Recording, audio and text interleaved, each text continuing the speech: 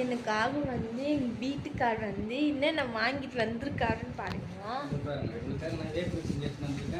First எனக்கு கல்யாணம் ஆகி 5 மாதம் ஆகுது கைஸ். 5 மாதம் ஆகுது.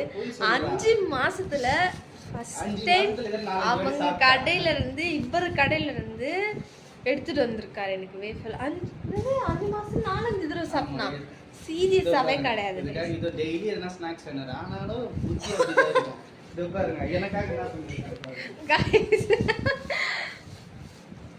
இவ்வளோ பண்றேன் எனக்காக சப்பாத்தின்னு அப்பளம் சுட்டு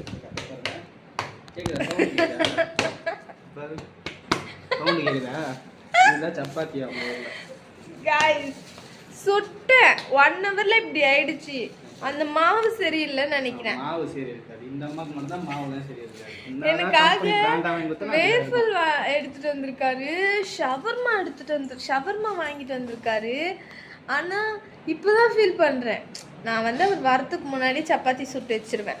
சுட சுட சாப்பிடணும்னு இல்லை, வந்தோன்னா பசியில் வருவார், வந்தோன்னா கொடுத்துடலான்னு. அது ஒரு 1/2 hour ஆகுது போல இருக்கு சப்பாத்தி சுட்டு. எல்லா சப்பாத்தியும் இப்போ இப்படி ஆயிடுச்சு. என்ன அதுதான் ஷவர்மா சாப்பிட்டு இல்லை, வேற சப்பாத்தி சுட சுட்டு சாப்பிட்டா அந்த மாதிரி உடையாது. அதுதான் கொஞ்சம் காய விட்டாதான் உடஞ்சிருது. அதனால சுட்டு தரேன் புதுசா சப்பாத்தி.